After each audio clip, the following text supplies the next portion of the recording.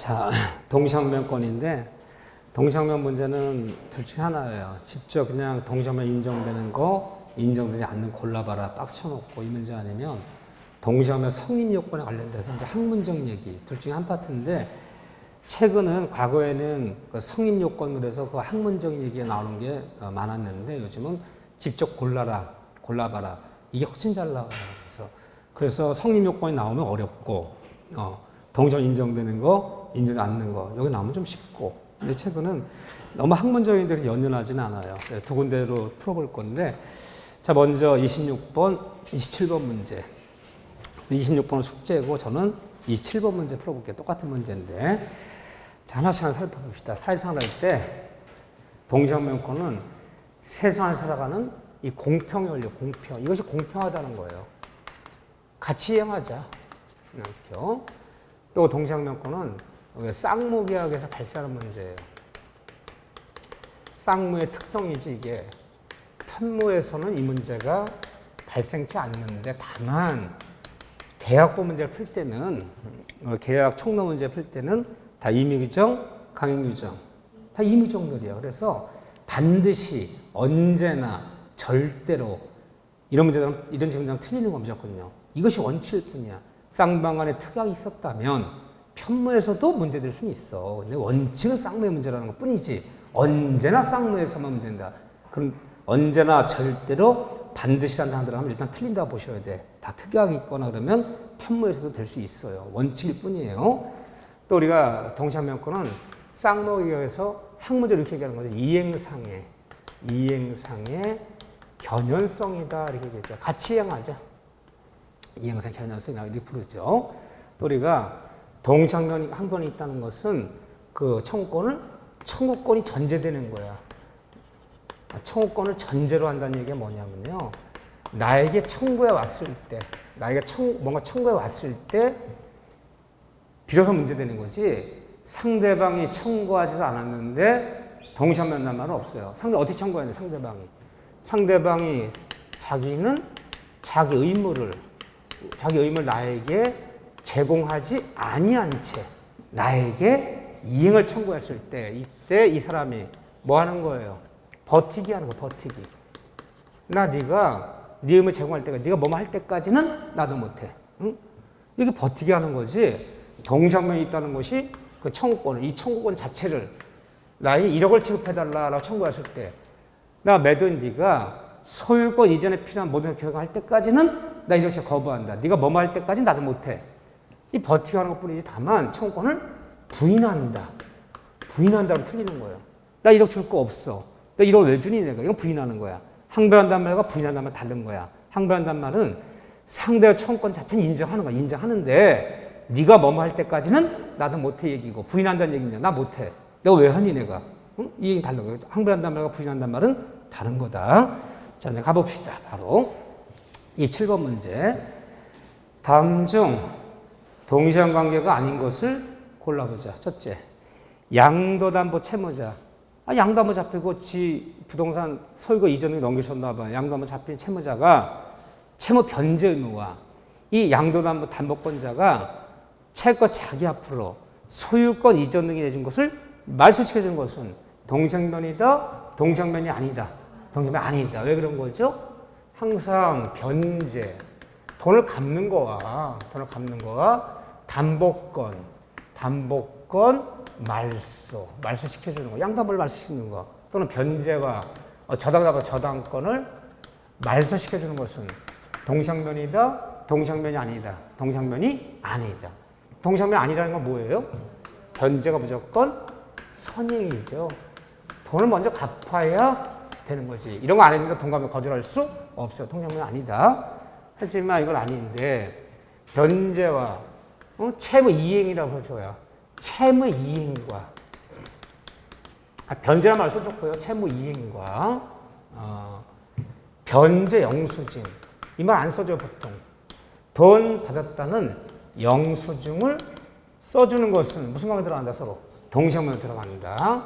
또 내가 변제와 돈을 갚는 거와 내가 발행한 어음수표를 회수 반환받는 것은 동정 들어간다 안 들어간다? 동정 들어간다. 이건 들어가지만 이건 동시항변이 아니다. 변제가 선행이다. 아주 가장 잘 나오는 지문이야. 그렇죠? 아무것도 아니지만 니은번에 자 무슨 얘기인가 보세요. 가등기 담보권자 우리가 가담법 이런 데 배워요. 돈을 빌려주고 채권자 앞으로 소유권 이전 가등기를 잡아놨다가 채권자 돈을 갚으면 가등기 말소해주고 돈을 못 갚아버리면 바로 번등기 내버리겠다. 이걸 담보등기 잡혔다. 담보등기. 그런데 그 가등기 담보권자가 청산 절차 거쳐서 실행 통지 후 나 번등기 내겠다. 청산 유예기간 2개월이 지나도록 돈을 갚지 않아요. 그러면 이제 청상을 지급하고 번등 내는 건데 이때 그 가등기 담보 잡은 사람이 청산금을 지급해 주는 거와 채무자가 가등기 담보 잡힌 목적물 인도 및 이전 번등기 피한서를 교부하는 걸 서로 동시명령관계에 들어가요. 가담법 얘기가 나와. 가담법에서 돈빌 채권자가 청산금을 지급해 주는 거와 그 채무자가 청산 지급받는 거와 번등기 피한서를 교부 및 그 목적을 명대 준 걸 서로 동시에 들어가는 특별법이지만 이건 서로 동시에 들어가요. 법조문이야 이거는. 자 그렇지만 가등기 담보 말소와 담보 말소와 피담보세 변제는요. 이건 변제가 선이에요. 그러니까 니은과 디귿은 다른 거예요. 가담법에서 항상 돈을 갚는 거와 담보권 말소는 돈 갚는 게 선행이지만 돈 갚는 게 아니라 돈을 못 갚아서 가등기 담보 잡은 애가 번등기 내겠다. 돈 대신 2% 가져버리겠다. 그때 청산절을 거쳐야 돼. 거기서 청산금 지급과 채무자가 번등기 편의 교부는 서로 동시명령관계에 들어가는 거예요. 서로. 그럼 서로. 그래서 변제는 선행이죠. 니은도 다른 얘기예요. 니을번 유명하죠. 임차 등기 명령에 의한 임차 등기와 임대인의 보증 반환은 뭐가 선행? 보증 반환이 선행이다. 돈을 먼저 보증을 빼줘야 임차명령 말씀시켜준 거지. 이건 동시명령이 아니다. 이건 보증 반환이 선이에요. 뭐 유명한 문장들이네요. 미음번에 잘 봐보세요. 몇 번 얘기한 거예요? 경매가 무효가 됐다. 뭐에 대한 경우 낙찰자의 소유권 이전 등기 의무와 근저당권 대금 반환 의무. 그러면 낙찰자 경락자가 경락을 완납했어요. 이 완납한 걸 누가 받아갔죠? 그렇죠. 경매 신청한 저당권자가 배당받아갔죠. 그러면 내가 경매가 무효됐을 때 경매받은 부동산을 낙찰자가 경매당한 채무자 돌려주는 거와 그 경락대금을 배당받아간 저당권자가 그 경락대금을 돌려주는 것 사이에는 서로 동시항변이다, 동시항변이 아니다. 동시항변이 아니다. 왜 아니라 그랬죠, 제가? 등장인물이 몇 명이 등장한다?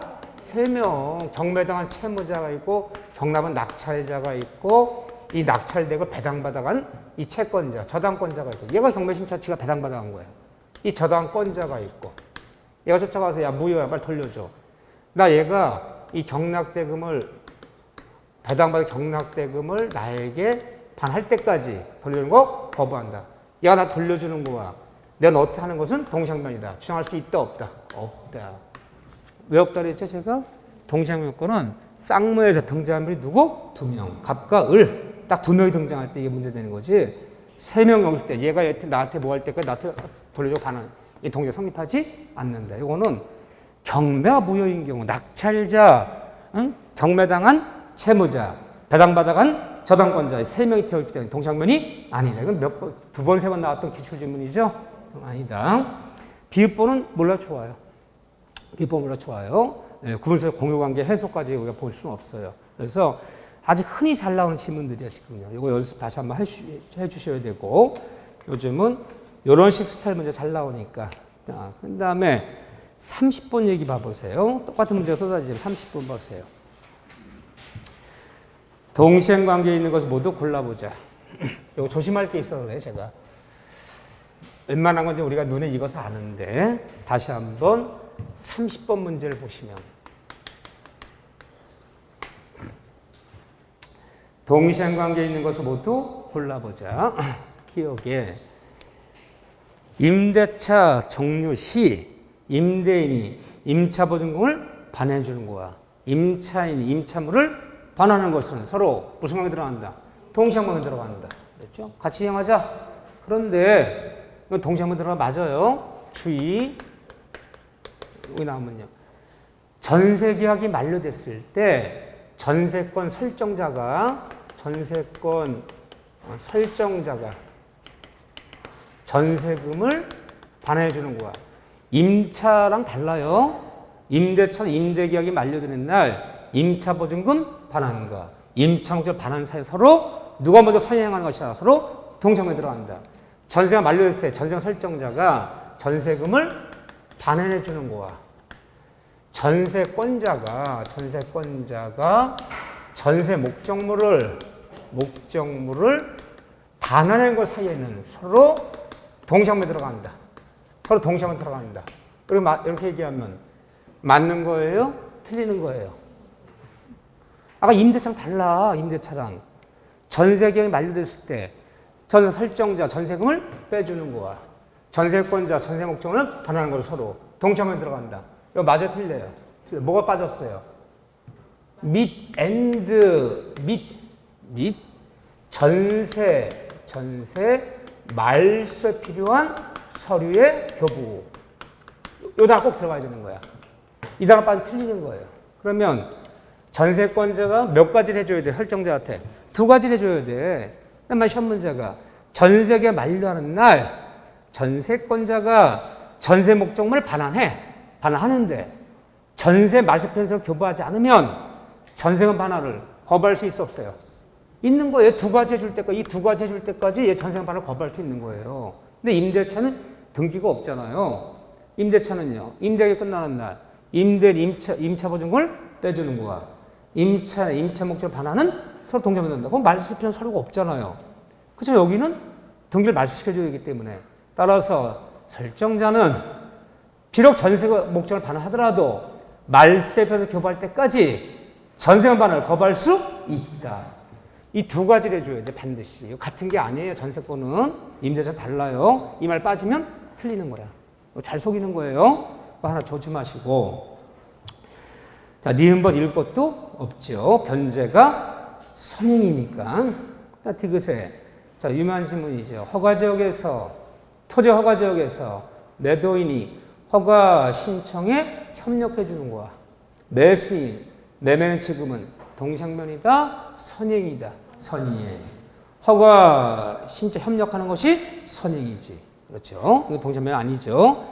자, 니을번에 토지 임차인이 건매청권 지상물 매청을 행사한 경우 행사했는데 토지 임차인의 그 지상물 건물 인도 및 이전 등기 의무와 토지 임대 내 건물 대금 지급 의무는 무슨 관계에 들어간다? 동창관계에 들어간다. 그래서 임대차에서 부속물을 매수해 줄 때까지 지상물을 매수할 때까지 무슨 관계에 들어간다? 동창관계에 들어간다. 하지만 나머지는 그러면 동장 있는 거 모두 골라보면 몇 번입니까? 3번이네. 기역, 니을. 다 이런 거예요. 비슷한 얘기가 계속 쏟아져 나와요. 이제는 학문적인 거 볼게요. 자, 이렇게 나오면 그래도 고를 수 있어요. 근데 이제 32번 같은 문제. 이런 문제가 예전에 많이 나왔던 방식이에요. 최근에 좀 뜸하지만. 그래서 동장면권에서 성립해서 그 중요한 지문 10개 지문 정도는 좀 익혀주셔야 돼요. 여기 나오면 좀 어려워요. 전통적으로 동장면권은 과거에는 한 1회 때부터 한 25, 6회 때까지는 좀 어려운 편이었어요. 이런 식으로 지문이 많이 나왔어요. 빡쳐놓고 골라라 이거보다는요. 근데 최근은 그렇진 않아요. 이렇게 고르라는 얘기 잘 나왔죠. 자, 30번 얘기 봐볼까요? 줄 나와야 돼요. 동시행의 항변권한 설명으로 틀린 것은 자, 어느 부동산에 가압류 등재 잡혀있는 부동산이야. 압류, 가압류 잡혀있어. 그러면 압류, 가압류 등재 있는 부동산은 매매계약에서 아무런 특약이 없는 한 매도인의 소유권 이전 등기 의무 및 그 압류 간 말소 의무와 매수인의 대금지 의무는 동시에 들어간다. 맞아 틀려요? 맞는데 이걸 뭐라 부르는 거예요? 항상 부동산 매매가 됐을 때 매수인에게 뭔가 해를 끼치는 이 등기가 있다면 이 해를 끼친 등기에 이 말소까지가 동시에 들어간다는 거예요. 자, 빨리 바꿔볼게요. 어느 부동산에 매매한 부동산 저당이 설정되었다. 압류, 감면 말소되어 있다. 근데 잔금 치는 날 매도인이 소유권 이전의 편을 교부하는데 이 압류, 가압류 이걸 말소 안 시켰어요. 너 잔금 치면 말소시켜줄게. 원래는 원칙적으로는요. 동참하면서 나 압류, 가압류 저당권 말소될 때까지 잔금 지급 거절합니다. 동참할 수 있다는 거예요. 그래서 이런 얘기가 나오면 그 매도인이 소유권 이전 등기에 필요한 서류만 교부한다 될 문제가 아니라 서류의 교부 및 이 해력신 말소 등기까지가 잔금 지급과 동참을 들어가는 거예요. 이거 안 해주면 잔금 지급 거절할 수 있다는 거예요. 이론적으로 볼 때는. 자, 매매한 부동산에 매수인의 해를 끼친 등기가 있다면 소유권 이전 교부 및 그 말소 등기까지가 동참을 투자하면서 잔금 지급 거절할 수 있다. 정확한 문장이 이게요. 두 번째, 이 동시행관계에 있는 일방의 채무도 한쪽 사람 채무도 이를 발생시킨 계약과 별계약정으로 밑줄 별계약정으로 성립한 상대방의 채무와는 특약이 없는 한 동시행관계에 있다. 이거 왜 틀린 거냐? 우리가 쌍무계약에서 발생하는 게 동시행관계는 쌍무계약에서 각자 채권 채무가 포인트가 뭐예요? 동시행관계에서 쌍무계약에서 좀 더 정확히 얘기하면요. 하나의 쌍무계약. 하나의 쌍무계약. 다른 말로 얘기하면 동일한 쌍무에 발생한 이 반대 채무끼리만 동시에 들어가는 거지. 서로 채권 채무가 있어. 갑이라는 사람과 의리라는 사람 서로 주고받을 게 있단 말이에요. 채권 채무 있더라도 꼴이 나와요. 동일한 쌍무계약이 아닌 하나의 매매계약, 하나의 임대차 계약, 하나의 교환 계약. 거기는 반대 채권을 항변해야지. 서로 채권 채무가 있더라도 발생 원인이 다른 채권 채무를 동시한다는 말은 없다는 거예요. 발생 원인이 다른 채권 채무, 과거에 생긴 채권 채무와 현재 채권 채무를 동시한다는 말은 없어요. 하나의 매매 계약, 하나의 임대차 계약, 동일한 쌍무 계약. 거기서 발생해야지. 서로 채권 채무가 있더라도 발생 원인이 다른 채권 채무 동시한변할 수 없다. 이 얘기는 가장 잘 나온 얘기고, 또 하나, 이 동시항변권은 채권이에요? 물권이에요? 채권이기 때문에 쌍무의 채권은 당사자끼리 동시항변이 되는 것이지, 동시항변권은 유치권처럼 물건이 할 때 제3자한테 동시항변 청한다는 말은 없어요. 이 둘끼리만, 매도인과 매수인, 임대인과 임차인 둘끼리만 3자한테 동시항변한다는 말은 없어, 이게. 근데 이 당사자란 말을 좀 넓게 보자, 좁게 보자. 자, 보세요. 참 객관식 문제 내가 그랬어요. 계약 동시항변 문제를 풀건, 우연부담 문제를 풀건, 우리가 이제 3자란 계약 문제를 풀건, 어디를 풀건, 뭐뭐에 하나요. 뭐뭐에 하나요. 언제나, 절대로, 항상. 일단 이런 단어 들어가면 거의 틀렸다 봐야 돼. 그럼 여기도 마찬가지예요. 동시항변권은 채권이기 때문에 쌍무계약을 체결한 당사자끼리 동시에 청할 수 있지. 3자 정보. 이거 맞아요, 일반적으로는요. 근데 굳이 쌍무계약을 체결한 당사자의 하나요 동시항변권은 인정된다. 굳이 이 말을 집어넣었어. 그럼 틀리는 거야. 그냥 당사자끼리 또는 원칙적으로 당사자끼리, 원칙이라는 말을 들으면 괜찮아요. 근데 그냥 그런 말 없이 당사자의 하나요. 하나한다는 건 예외가 없다는 거잖아요. 어떤 예외가 있어요? 당사자가 아닌 채권이 양도되거나 채무가 인수되거나 또는 뭐 상속 등으로, 상속은 뭐 논할 거 없죠. 상속으로 사람이 바뀌더라도 그 채권 양수인도 채무 인수인도 동시항변은 여전히 어떻게 되는 거? 유지되고 여전히 존속한다. 그래서 그냥 당사자끼리 주장할 수 있다. 이 질문은 맞지만 굳이 당사자 하나요? 그럼 틀리는 거야. 여기뿐 아니라 하여튼 계약식 문제 풀 때, 계약 총괄 문제 풀 때 언제나 절대로 하나요.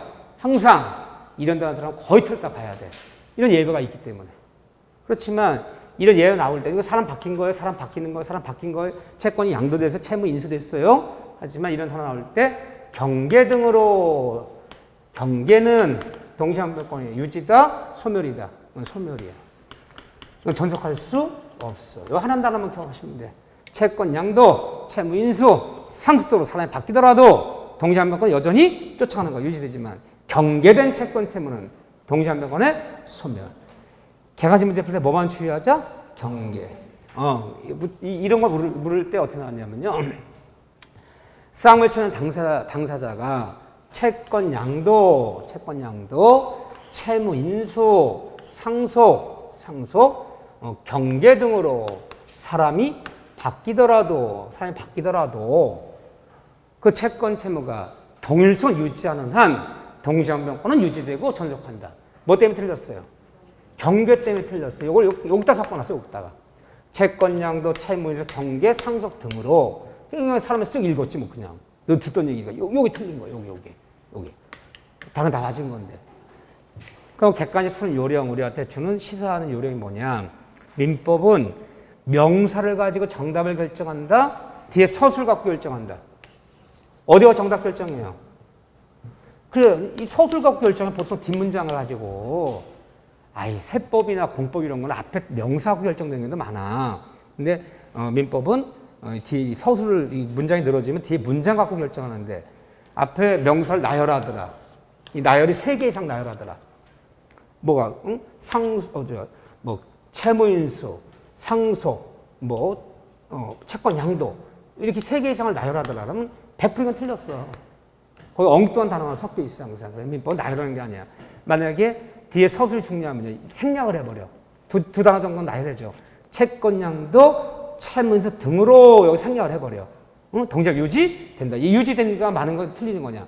이걸 갖고 물을 때는. 근데 명사가 3개 이상 나열될 때는 반드시 거기에 정답이 하나 엉뚱한 게 섞여 있어요. 이렇게. 자, 2번은 틀려서 3번에. 그렇지만 3번 얘기 잘 봐보세요. 2번은 틀렸어. 3번에. 쌍방의 채무가 별개 원인에 기인한 것이라도 동시행하기로 하는 특약이 있다면 여기뿐 아니라 3자란경 문제를 풀건 우연분담 문제를 풀건 동시행만 풀건 계약 체결 풀건 어디를 풀건 특약이 있다면 달리 정한 바가 있다면 그러면 100% 맞는 문장. 왜? 임의규정이니까. 그럼 우리가 임의규정하는 게 뭐예요? 약관은 임의규정이 아니잖아요. 약관 규제에 관한 규제법은 약자를 보호하기 위한 이거는 편면적 강행규정이잖아요. 그런데 약관 규제, 우리 약관 배워요. 약관 규제법은 민법이 아니에요. 민법이 아니야. 우리 총론 527조부터 553조까지 있는 법조문이 아니고 특별법이야. 그러니까 계약총론 이 약관 문제를 빼놓고 어디를 풀어도 달리 정한 바가 있다면, 특약이 있다면 100% 다 맞는 지문이야. 그 지문은. 아무런 말 없이 말하면 틀리는 거고 이건처럼 말하면 특약이 있다면 맞는 지문이고.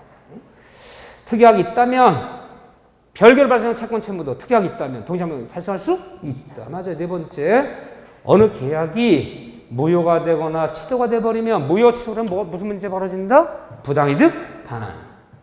이 계약의 무효 취소나 부당 반환끼리 서로 무슨 관계 들어간다? 통장은 들어간다. 계약의 해제에 따른 원상회복관에는 서로 동창관계 들어간다. 맞아 틀려요? 해제에 따른 원상회복, 취소에 따른 부당 반환끼리 서로 동창을 들어가는 거야. 그리고 같이 반환하자. 부당 반환 같이 하자. 내가 먼저 반환한 거야. 같이 반환하자. 그러니까 원상회복, 부당 반환계는 동전 들어간다. 5번째, 이 질문 기억하셔야 돼요. 그대로 이해가 안 되면 그냥 현관 앞에 걷는 거야.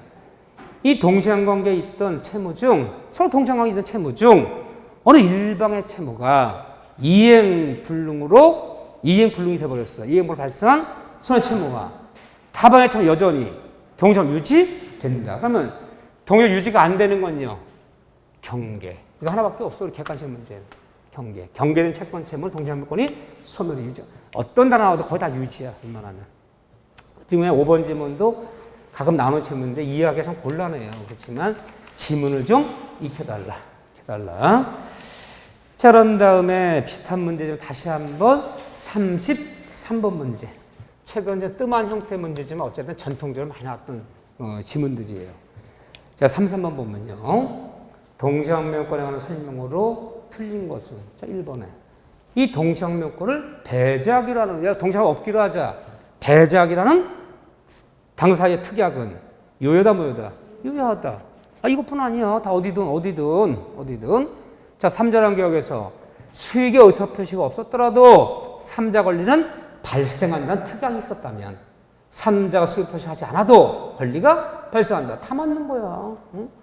뭐든 특약이 있다면 그럼 특약대로 가는 거 뭐든지 유효하다. 맞는 질문.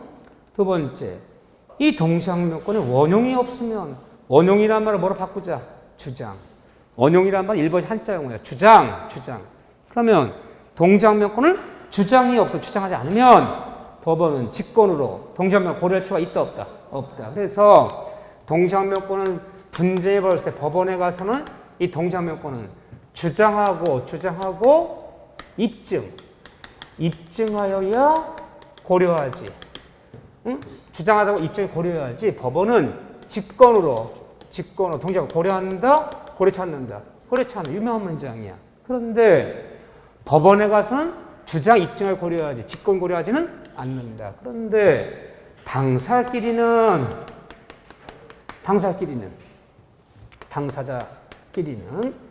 쌍무경을 맺은 매도인, 매수인, 임대인, 임차인 당사자끼리는 동시항명권을 뭐 하지 않아도 주장하지 않아도 나 지금 동시항명이라고 주장하지 않아도 쌍무경의 당사자끼리는 당연 고려된다. 당연 고려되기 때문에 주장하지 않아도 동시항명권이 생긴 날로부터는 나 지금도 동시항명이라고 주장하지 않아도 당연 고려되기 때문에 주장하지 않아도 지연이자는 발생치 않는다. 이걸 묻는지 이걸 묻는지 항상 단어 조심하셔야 돼요. 법원에 가서는 주장하냐 직권 고려. 당사자끼리는 주장하지 않아도 당연 고려.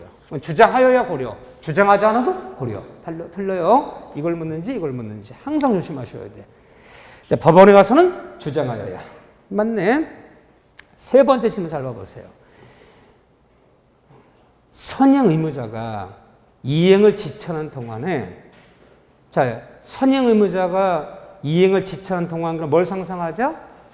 뭘 상상했겠는데 부담 매매계약에서 매수인이 중도금 치는 날 중도금 지급을 연체하고 있는 거야. 이게 선행 지체라고 보면 돼. 부담 매매계약에서 그 중도금 지급을 지체하는 동안에 상대방의 채무도 변제에 도래했더라. 상대방 매도인도 이행기가 도래했더라. 그 상대방 채무가 이 변제 도래한 게 어떤 날이에요? 잔금 친 날이 왔다라는 거예요. 중도금 지급이 연체되는 와중에 드디어 잔금 친 날이 왔다면 이제는 특별한 사정 없는 한 쌍방의무는 지금부터 이제 뭐로 들어간다?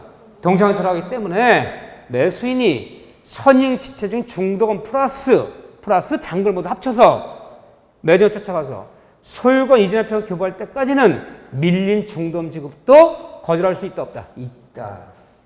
말을 수리자면 선행 지체 중인 자도 중도금지 연체된 와중에 잔금 친 날이 왔다면 지체 중인 중도금까지 합쳐서 동시에 수하면서 중도금 잔금 지급을 거절할 권리가 있다. 기억나시죠? 유명한 문장 이 자체가 오케이 맞는 지문. 그런 다음에 4번 잡아볼까요? 참 이런 질문도 어려운 질문들이야. 일방의 이행 제공으로 수령 지체에 빠진 상대방이 그 후 그 일방이 이행 제공 없이 자기 이행 제공 없이 이행을 청구하는 경우에는 다시 동시항명권 주장할 수 있다 없다? 있다. 어디에 해당되는 사례다? 상상해보면 잔금 치는 날 매도인이 소유권 이전 등에 필요한 모든 서류를 교부하고 갖고 나와서 중간에 사무실에 매수인이 잔금을 못 갖고 왔어요. 이게 이제 지체인 거야. 그러면 매도인이 어떻게 해야 돼요? 일단 채굴 해야 돼. 빨리 이행해달라. 그랬더니 이행하겠대. 내일이나 모레 치르겠다. 이틀만 양해해달라. 그래서 매도인이 그럼 상대 이행치에 빠진 거야. 나는 내 의무를 제공했어. 내 의무를 제공했는데 지가 의무를 제공하지 못하면 이건 동시항명이 아니라 그 이행치에 빠진 거야. 응? 꼭 내일은 치르겠대. 그래서 그 매도인이 갖고 나온 서류를 어떻게 했다? 중개사한테 맡겨놓거나 법무사에 맡겨놓은 상태가 아니라 같이 집에 갖고 들어왔어. 자꾸 들어와서 그 다음날 전화했어요. 오늘 잔금 치르십니까? 하루만 더 연장해달래. 그 다음 또 전화했어. 하루만 더. 이렇게 계속 연기가 가더니 결국 일주일 만에 연락이 왔어. 매수인 측에서. 매도인 씨 너무 늦어 죄송합니다. 제가 오늘은 치르겠습니다. 만납시다. 그래서 어떻게 해서 매도인이 다시 집에 갖고 왔던 이전 필요한 서류를 다시 갖고 나갔어. 중개사무실에. 나가 잠깐 일주일치 잊어달라. 그 잔금이 10억. 근데 이자 받아야겠다. 내가 법정이자. 이자 받는다? 못 받는다? 못 받는다. 못 받는 이유는요. 한 번 이행 제공해서 상대 이행을 빠뜨렸다고 해서 그게 영원히 빠지는 것이 아니라 이행을 요구할 때마다 빨리 장부 치러달라. 이행을 요구할 때마다 내 의무를 제공하면서 요구해야 되는데 내 의무 제공 없이 요구해버리면 상대방 매수인이 뭐가 있는 거다? 동작명권이 있는 거야. 동작명이 있는 상태에서는 지연이자는 발생치 않아요. 그러니까 열흘치 이자 받고 싶었으면 일주일치 이자 받고 싶으면 어떻게 써야 돼? 제공된 상태에서 채굴해야 돼. 나는 관련 서류를 약속은 정남에 모두 맡겨놨다. 빨리 장가 가서 찾아가라. 내 이전편의 모든 서류를 법무사 사무실에 맡겨놨으니까 매수인이 빨리 장금 치르고 찾아가라. 이행 제공된 상태에서 채굴을 해버리면 이행제 빠지는 거야. 근데 아주 집에 갖고 들어와서 문갑에 넣어놓은, 책상에 넣어놓은 것은 이행 제공이 아니야. 따라서 일주일 이자 받을 수 있다 없다? 없다. 그래서 말을 정리할게요. 한 번만 이행 제공해서 상대 이행체 빠뜨렸더라도 상대와 이행 요구할 때마다 장치하다 요구할 때마다 내 이행 제공 없이 요구해버리면 상대방 동점이 살아있는 상태이기 때문에 지연이자 연체로 받을 수 없다는 거야. 이 말을 이렇게 표현하는 거야. 한 번만 이행 제공해서 이행제 빠뜨렸다고 해서 동점이 없어지는 거 아니다. 이행을 요구할 때마다 이행 제공 없이 요구해버리면 상대와 동점이 살아있기 때문에 연체로 지연이자는 받을 수 없다. 그 얘기예요 지금. 5번 얘기는 무시하셔. 구분 소유 관계에서 뭐 공유 어쩌고 논할 필요 없어요. 자, 사례 문제도 과거엔 잘 나왔으니까.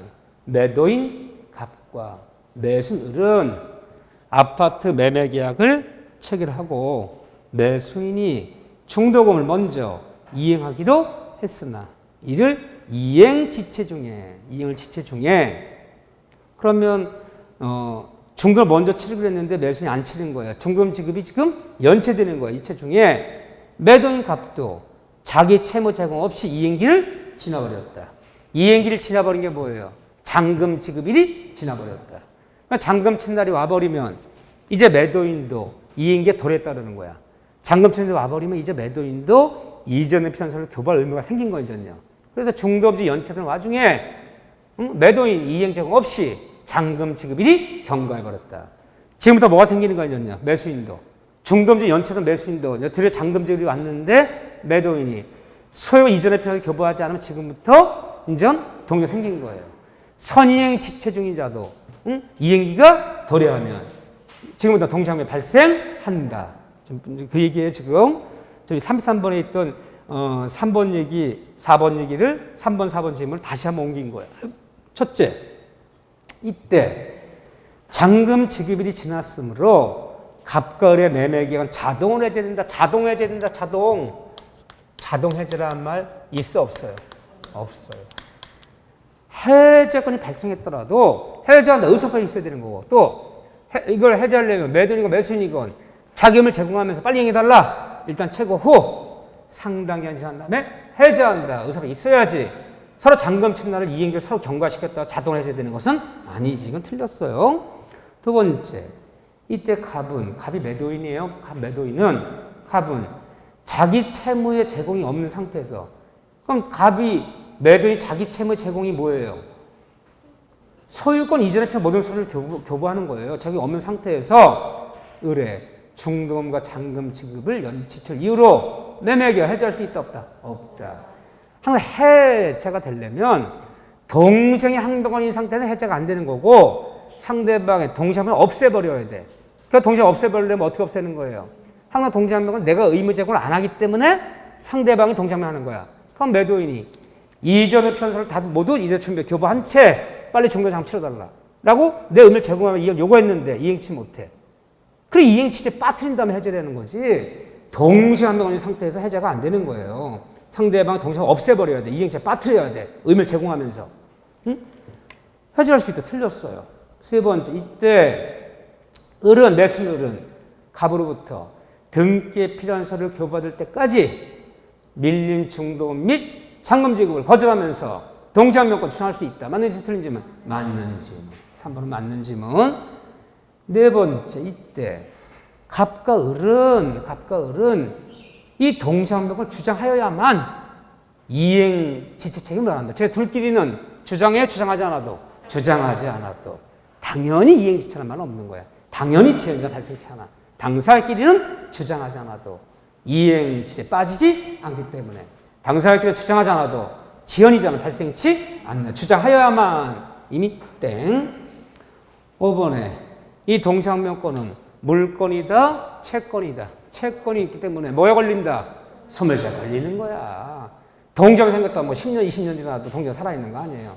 따라서 동지항명 채권에 불과하기 때문에 소멸시효는 진행한다. 유치권은 같은 비슷하지만 유치권은 소멸시효에 걸리지 않는다. 동지항명은 소멸시효에 걸린다. 채권이기 때문에 친하지 않아 틀렸네. 진행한다 그래야 소멸시효 진행한다 그래야죠. 요거 별거 아닌 것 같지만 다시 한번 천천히 곰곰이 생각하셔. 자, 그런 다음에 또 하나 뭘 볼까요? 한번 기본적인 문제 한번 볼까요? 38번 문제 와보세요. 민법상 불능에 관하여 틀린 것, 불능에 관하여 틀린 것은 첫째, 불가능. 자, 1번에 쌍무계약에서 계약이 체결된 후에 쌍방의 기척사, 쌍방의 잘못 없이 이행 불능이 된 경우, 그럼 뭐 얘기해 좀? 쌍무계 체결된 후에 쌍방의 잘못 없이 이행 불능이 됐다. 무슨 문제? 우연부담, 천재지변이나 삼자과실로 매매 목적물이 모두 멸시됐다. 이거 우연부담 문제잖아 이미. 계약이 쌍무계 체결된 후에 쌍방의 기척사유 없이 이행 불능이 됐더라. 쌍방의 매도인 잘못 없이 우연부담이야. 이 경우 채무자. 항상 우연부담 문제 풀 때 채무자라면 누굴 상상하죠? 매도인. 부동산 매도인. 채권자는 부동산 매수인. 매수인은 채권자. 매도인은 채무자. 그러면 쌍배 잘못 없이 매매 목적물이 천재지변으로 모두 멸시했던 매도인은 급불매 면함과 그럼 매도인은 매수인에게 그 매매한 건물의 목적 인도의무를 면함과 더불어 반대급부도 대금지급도 청구하지 못한다. 맞는 틀리지만 이게 우연보다 전형적인 문제잖아. 이때 매도인은 목적 인도를 면하지만 타방 매수인도 대금지와 함께 소멸되기 때문에 이 받았던 계약금 중도금은 돌려주고 잔금지급 요구할 수 없다. 나도 내 의무를 면하지만 타방의 의무도 함께 소멸한다. 대금지급은 함께 소멸하겠다. 대금지급 요구할 수 없다. 가장 대표적인 문장. 두 번째, 계약이 체결된 후에 쌍방의 기착사유 없이 이행 불능이 된 경우 우연부담 이미 이행한 급부는 이미 치렀던 계약금 중도금은 원인 없는 부가 되기 때문에 뭐 할 수 있다? 부담반환 청구할 수 있다 없다? 있다. 돌려달라. 요구할 수 있다.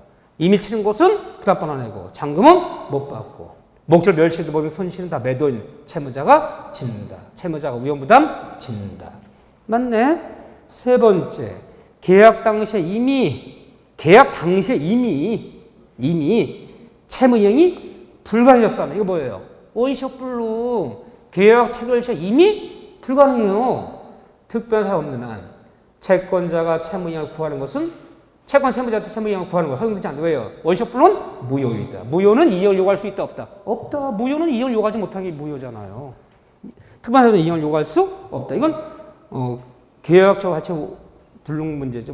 원시효불능의 문제니까. 네 번째, 계약 당시에 이미 채무 이행이 불가능했다면 이게 원시효불능이야.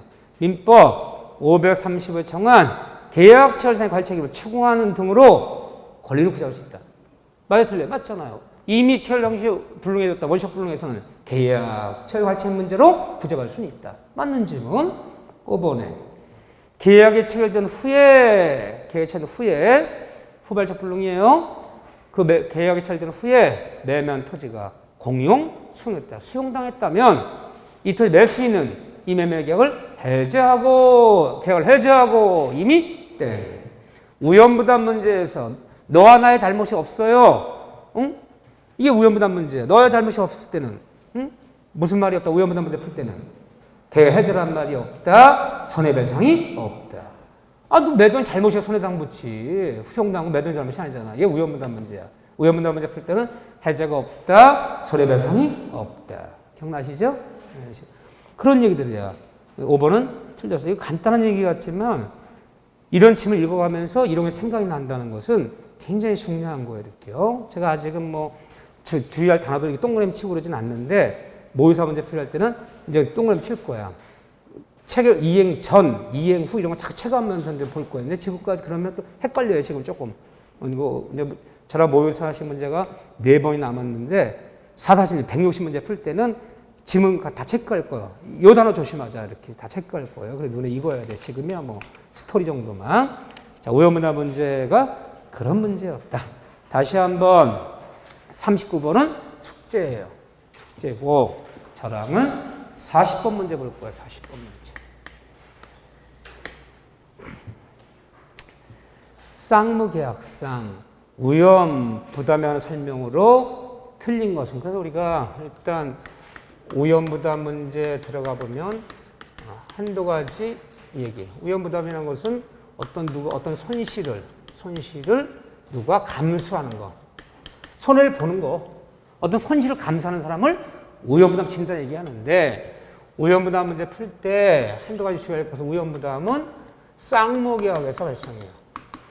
쌍무계약에서 뭐라 부르냐. 학문적으로 볼 때 오염부담 문제를 쌍무계약에서 계약의 존속상해, 계약의 소멸상의 견연성이라고 불러요. 용어를. 쌍무계약에서 일방의 채무가, 한쪽의 채무가 그 사람 잘못 없이 소멸하면 다방의 채무도 함께 소멸한다. 존속상해, 소멸상의 견연성이라고 불러요. 또 그렇지만 오염부담 문제 풀 때 쓰는 용어들 몇 가지 보려고 그래요. 쌍방의 기책사유 없이, 쌍방의 기책사유 없이, 잘못 없이, 네 잘못도 아니요, 내 잘못도 아니요, 잘못 없이 뭐가 됐을 때? 후발적 불능. 후발적 불능이 되었을 때 생기는 문제다. 따라서 건물 매매를 맺었는데 매매가 처리된 후에 천재지변 등으로 매매한 건물 멸시됐을 때 이 건물 매매 계약 자체는 유효다 무효다? 유효하다. 그 계약이 무효한 얘기는 아니야. 유효한데 이행할래야? 이행할 계약이 됐을 뿐 원시적 불능은 무효이나 후발적 불능은 유효하다 그래야죠. 근데 오염부담 문제에 들어가면 쓰는 용어들 몇 가지 있죠. 첫째, 부당이득 반환은 청구하여. 부당이득 반환을 할 의무가. 부당이득 반환이라는 말 나오면 맞아요? 틀려요? 맞아요. 천재지변 등으로 그 매매한 건물이 멸실 전에 이미 치렀던 계약금 중도금이 있다면 돌려주고 돌려받는 문제 발생해요. 또 오염부담 문제에서 때에따라 대상 청구권을 인정하여 대상 청구권을 선택하여. 이 지문 나오면 맞는 틀린 지문? 맞는 지문. 매매한 토지가 수용당했다면 매수인이 약속한 날짜 잔금을 지급하면서 수용 보상금 청구권을 나에게 양도해달라고 매도인한테 요구할 수 있다 없다? 있다. 그렇죠. 오염부담 문제 풀 때 어디를 풀어도 누가 누구한테 계약을 해지한단 말. 있을 수 있는 용어, 절대 못 쓰는 용어. 또 잘못 있어야지 해제를 하지. 잘못 있어야지. 또 누구와 누구한테 손해배상을 청구한다는 용어 있을 수 있어 없어요? 없어. 누가 모든 손실을 감수할 것이냐? 매도니 내가 질 것이냐? 매도 네가 질 것이냐? 이 문제 있을지언정 누가 손해배상 부를 일은 없어요. 요거. 그 다음에 자, 오염부담 문제 풀 때 이런 단어들이 가장 잘 나오는 단어들이에요. 그렇지만 또 오염부담 문제에서 이 오염부담 문제 보세요. 불특정물 매매에서는 오염부담 문제라는 말은 없어요. 그럼 어디서 생기는 거냐? 특정물. 특정되어야 어떤 무엇이 특정되는 말이 나와야 돼. 특정물 매매에서 이 문제 생기는 것이지 불특 매매에서는 오염부담 문제가 발생치 않는 거예요. 불특정물은 뭐고 특정물은 뭐예요? 이 불특정물은요. 이 물건이 없으면, 이 물건이 안 되면 다른 비슷한 물건 대신 줄 수 있는 매매. 거기서 문제가 안 돼. 근데 특정물은요. 그 물건이 없으면 그만이지. 다른 대신 주지 못하는 매매. 이 토지 수용당했으니까 저 토지 대신 줄게. 안 되죠? 이 건물 불났으니까 저 건물 대신 줄게. 부동산 못 바꿔줘요. 냉장고 세탁기 하나 사왔는데 배달하다가 사고로 다 부서졌대. 그럼 같은 냉장고, 같은 모델, 같은 거 주면 되잖아. 거기서는 이 문제가 안 생기는 거예요. 대신 주면 되기 때문에. 대신 못 주는 매매에서 이게 문제가. 그러니까 특정을 매매해서 문제되는 거지. 불특정물은 특정되기 전까지는 오염부담 문제 발생치 않는다. 여기서 발생치 않아. 여기서 발생하는 문제다. 이 문제들 좀 봐주시고 이렇게요. 자, 풀어봅시다. 자, 40번 문제 볼까요? 쌍무계약상 위험 부담형 설명으로 틀린 것은 1번에 계약 당사자들은 위험 부담에 관하여 민법 규정을 달리 정할 수 있다. 왜요? 임의규정. 아무런 말이 없다. 위험 부담 누가 짓는다? 우리 민법은 채무자주의. 내 돈이 모든 손실을 감수하지만 득약이 있다면 채권자주의로 전환할 수 있다 없다? 있다. 임의정이니까. 오케이. 두 번째, 채무자 매도인 항상 위험부담 문제 채무자는 매도인 부동산 매도인의 책임인 사유로 매도인의 잘못으로 후발적 불능이 됐다면 이때는 위험부담이 아니라 뭐죠? 이행 불능에 따른 차불행 책임 문제로 넘어가는 거야. 지잘못 불을 내서 매도인 지잘못으로 이건 계약은 유효한데 이행 불능 만들었어. 지잘못이 있었다면 이행 불능에 따른 차불행 책임 문제로 넘어가는 거지. 이건 위험부담 문제가 아니에요. 틀렸어요. 세 번째 볼까요? 매매 목적물이 그 이행기 전 잔금 치르기 전에 이행기가 항상 잔금 치르는 날 이 잔금 치르기 전에 수용된 경우에 매수인이 대상 청구 행사하면 저기에 매도인 씨는 수용 보상 청구 나에게 넘겨달라 잔금 치를 테니까 행사하면 매도인은 매매된 지급을 청구할 수 있다 없다. 있다 그럼 잔금 치러야 된다는 거지. 매수인이 대상 청구권을 선택하면 잔금 어떻게 돼? 잔금은 치러야 되는 거지. 그러면 할 수 없다. 네가 수용권 청구 양도 요구하니까 대금 치러달라, 잔금 치러달라. 당연히 요구할 수 있죠. 그래서 매수인도 대상 청구권을 선택했다면 매매에 대한 잔금을 지급하면서 수용권 청구 나에게 양도해달라 요구할 수 있다. 그럼 매수인도 잔금 치러야죠. 그래야지 수용권 청구 가져가지. 청구할 수 있다. 5번에 당사자 일방의 채무가 한쪽 사람 채무가 채권자 이번엔 채권자 누구예요? 채권자는 누구? 매수인 부동산 매수인의 잘못으로 책임 사유로 분류이 됐다면 이제는 위험부담의 전환이야. 채권자 넘어가는 거. 따라서 매도인이 이 경우는 목적 인도하지 않고도 대금 지급을 요구할 수 있다 없다? 있다. 위험부담의 전환. 채권자 전환. 그 얘기죠? 네, 쓰진 않을게요. 근데 과거에는 위험부담이 좀 단순한 문제다 그래서 잘 안 나왔는데 최근은요. 28, 29, 30, 31 4년 연속 나오고 있어요. 근데 오히려 동시항명권은요. 동시항명권 최근은요. 이 네 번째 두 번밖에 안 나왔어. 동시항명권은. 오히려 동시항명권은 위험부담 문제가 더 많이 나오기 시작했어요. 네, 동시항명 과거에는 빠진 적이 없어. 근데 의외로 동시항명 너무 학문적인 게 많잖아. 근데 위험부담은 의외로 중개업무보다는 이런 일이 생기지 말라는 법이 없어요. 토지 매매가 맺었는데 잔금을 2개월 대치르고 했다. 중간에 수용당했다.